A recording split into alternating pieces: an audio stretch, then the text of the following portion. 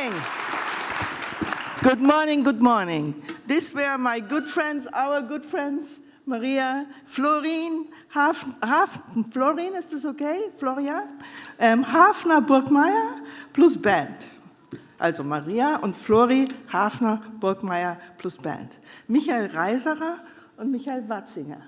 First time at the DLD stage. Thank you so much for coming. We are very proud that you're here. And this was a good beginning. So, my dear friends, how are you? Wonderful to hear.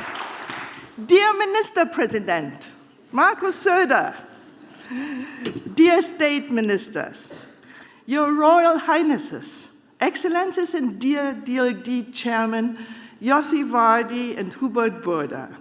Welcome everyone to DLD Nature here at the amazing Munich Urban Collab. I'm Steffi and I co-founded DLD 20 years ago. Who is new to DLD? Who has never been at DLD? Oh, look at this. Welcome newbies. It's really a great pleasure to see so many new faces. As you might know, my friends, DLD is part of the technology and media company Hubert Burda Media. And for the last 20 years, Burda has had the trust and the vision to allow me to host DLD. Therefore, it's my particular pleasure to welcome a very special guest for the first time to the DLD stage. Please welcome all together with me, Elisabeth Furtwängler, member of the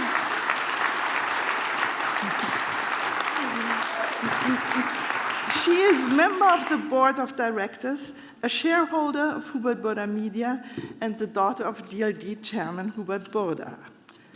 Elisabeth, please come on stage. It's a wonderful thing. Oh. Thank you, Steffi. None of this would be possible without Steffi's hard work for the last 20 years, so thank you to you, Steffi. Thank you.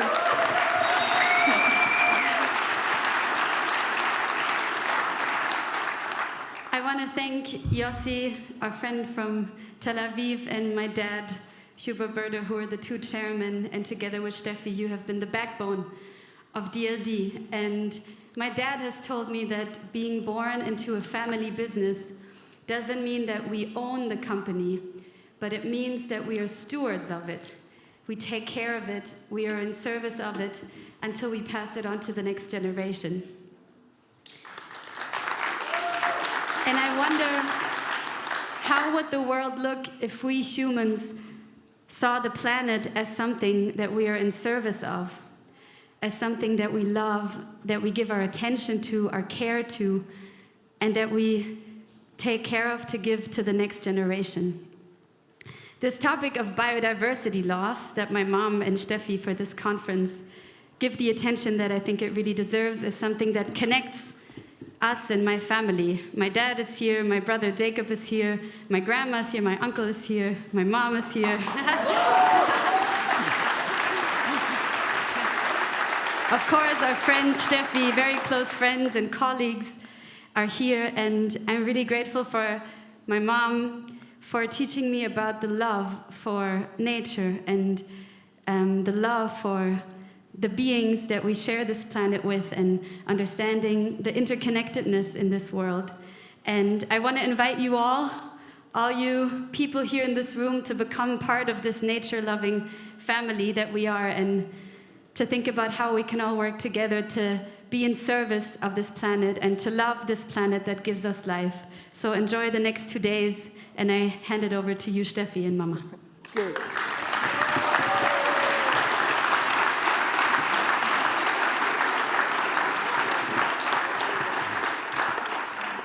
I hope you all agree with me that you feel the energy and the dynamism of this young, devoted woman. I think it's amazing. And since she is a very creative musician, a super soccer team player, I think she already unites quality for great leadership. Thank you, Lizzie. Thank you, Lizzie. Oh, Elisabeth. So, for those who are new to DLD, I give you a very quick introduction, what it's all about. Since 20 years, DLD explores how our world is changing alongside digital technology. We are a people-driven community, as you can see here, people-driven community. Each of you is important to us, each of you. And that a driven community that has an instinct, we have an instinct for trends and topics, and we love to connect the unexpected. Therefore, my friends, doing DLD Nature fits perfectly with our mission. We are here at the Munich Urban Collab, a lighthouse project in the middle of Munich where scientists, technologists, creatives, and entrepreneurs work together successfully, very successfully, to developing ideas and solutions for a livable future. It's the perfect launch for a new venture like DLD Nature. Later on, our friend Claudia Frey will talk a little bit about the whereabouts of the Munich Urban Collab. We have taken the liberty, as you can see, to turn the collab into a modern-day Wunderkammer with the beautiful exhibition by Prince Hussein Aga Khan and these amazing pictures of butterflies and beetles provided by the Bavarian State Collection of Natural History. Who is from this wonderful state collection? Where are you? Here, some of them. You will hear later about this Wunderkammer itself. You will later. I promise you much. Now, back to why we're here.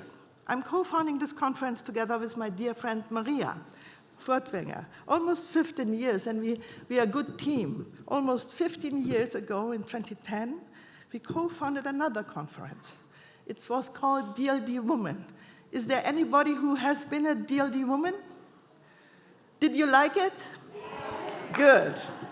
Since then, since DLD Woman, debates around leadership, quotas, or female empowerment, entrepreneurship have taken an important spin. These discussions have become mainstream. And today, Maria and I are starting a new important debate that must urgently become mainstream: biodiversity and nature protection. In the spirit, Hubert, of DLD, we are connecting again the unexpected, Yossi. What DLD brings to the table is our long-standing community of curious minds and our tech expertise. We are asking whether latest digital tech like AI, who of you have heard about AI already?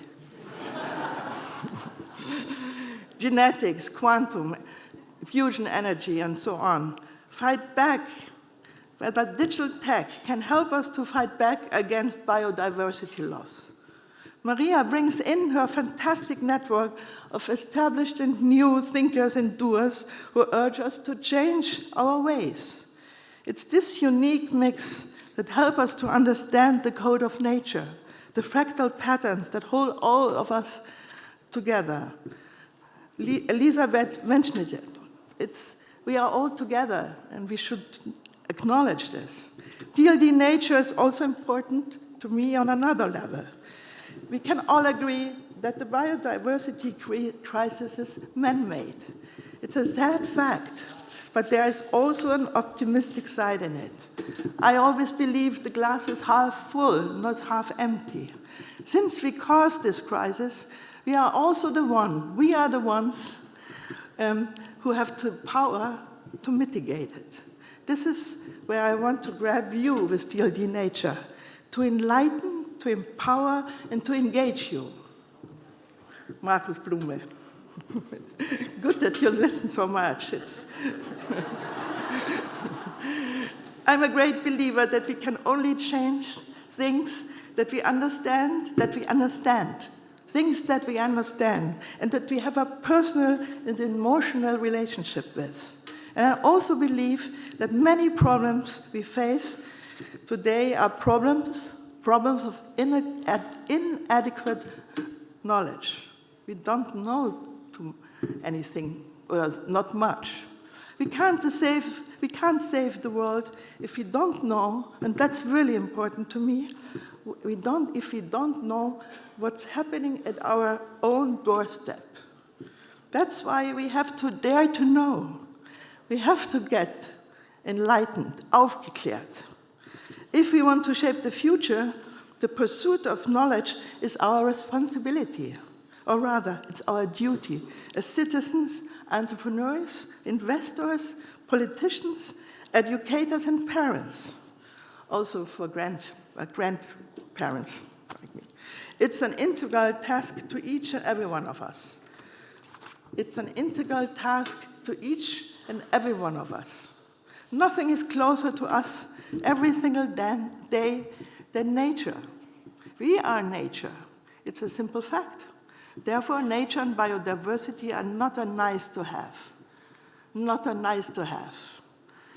They are at the very core of our existence, our survival on the planet.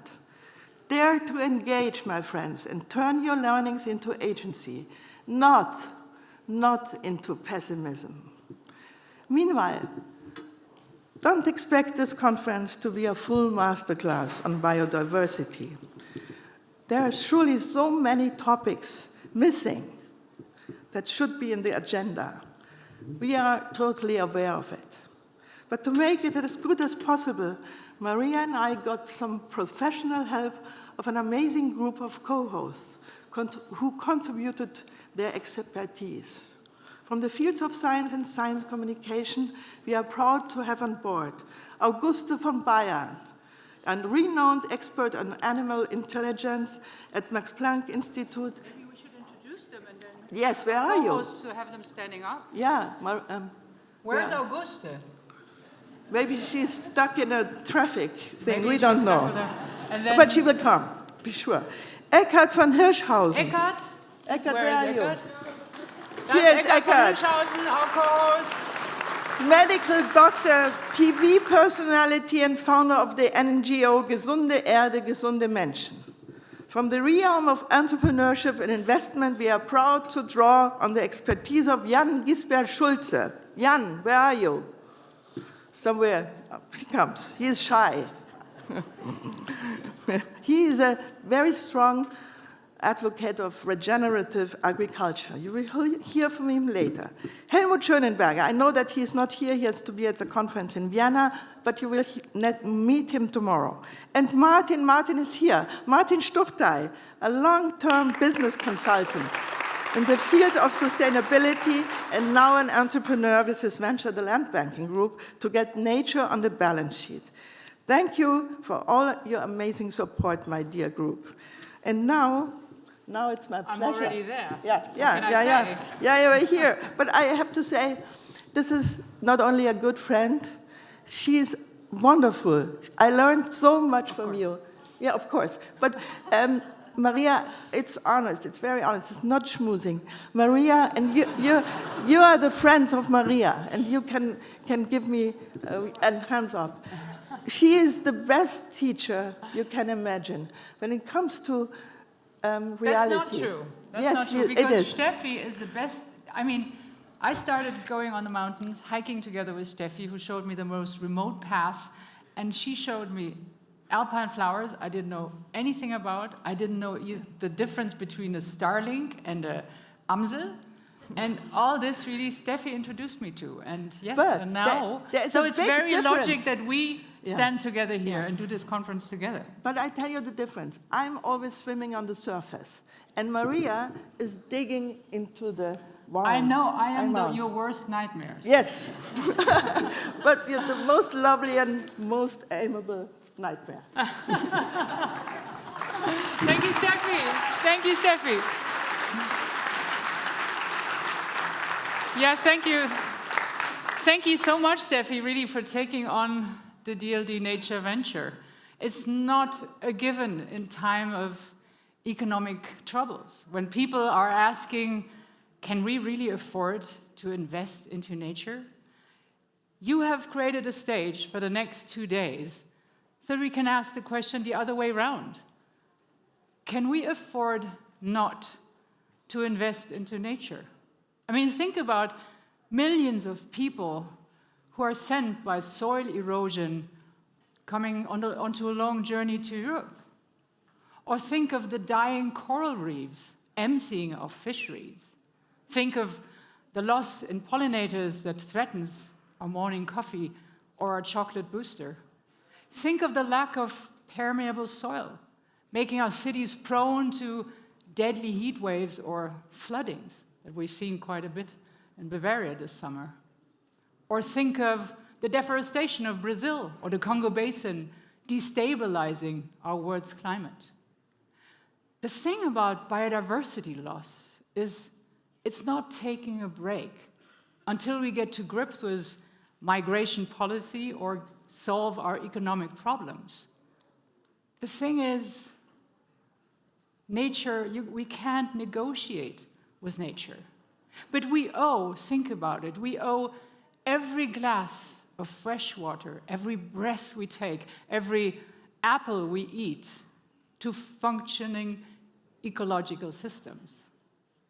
So whenever yet another species dies, or wherever biodiversity collapses, our economic stability, our security, and our health are at risk.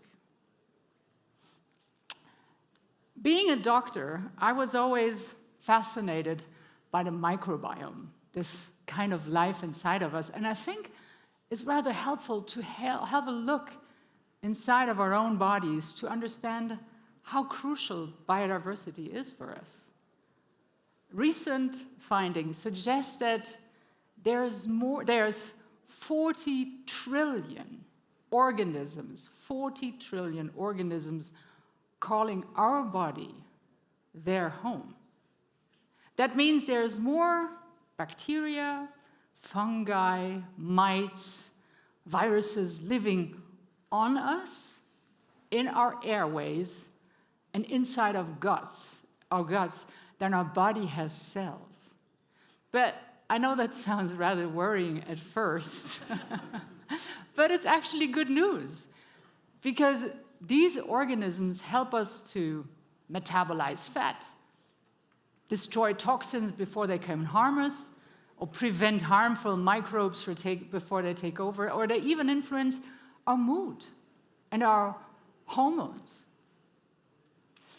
And just as we depend on this biodiversity within us, we depend on the biodiversity outside of us. Imagine, in one spoonful of healthy soil, there's more organisms than this people has planets. And it's precisely this diversity of life that makes the difference between lifeless dirt and fertile soil. And this fertile soil then nourishes everything from minuscule algae to crops to gigantic trees, and they will then nourish insects, mammals, reptilians, amphibians, fish, whatever, everything we call the web of life, this beautiful, complex web of life we're just starting to understand. But according to the United Nations, we lose every year 100 million hectares of fertile soil. Within my lifetime, we have destroyed 70% of all vertebrates and lost 80% of our insects. 96% of the biomass of mammals on this planet is either us human or farmed animals. We have decimated wild mammals to 4%. And nature is not only the most effective and cheapest way to get carbon dioxide out of the atmosphere, it is as well a gigantic carbon storage. So by harming the natural ecosystems, we're losing our best ally to fight climate crisis. But there's as well tremendous opportunities, and there's this hope. The World Economic Forum stated that protecting nature and increasing biodiversity could generate business opportunities worth 10 trillion annually and create nearly 400 million new jobs. And there are beautiful examples where we managed to restore degraded ecosystems. Think of reforestation of mangroves, or re-wetting of peatlands, or helped wildlife populations to come back. Think in Germany of the white stork, or the Iberian lynx, or the otter. That is, I know, a thing in Bavaria. Now that we brought it back, we're killing it again. Anyway, recently a leading political voice in Germany said, and it's not you, but you will probably recognize who it is, our economy must thrive, otherwise we cannot afford nature. I believe it's time we realize it's the opposite around. Nature must thrive, otherwise we don't have an economy. Thank you.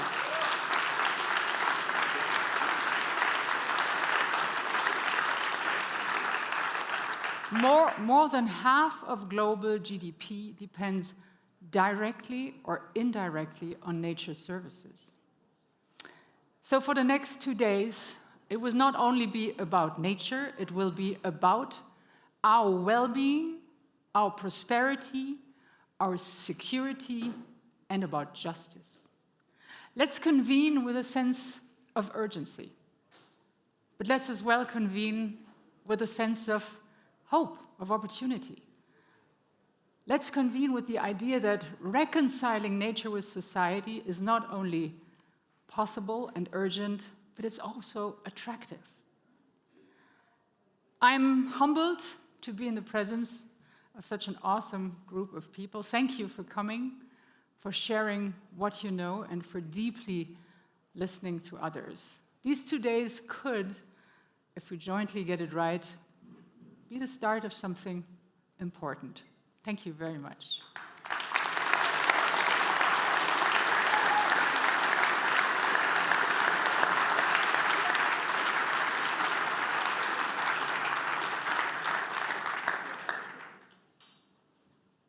Oh, Yossi? Really? You want to introduce?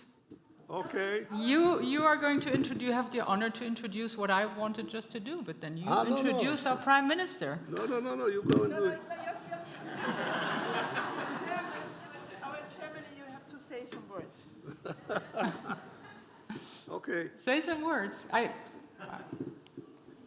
First of all, I would like to thank Steffi. Steffi, can I tell them what we celebrated in July, or it's private?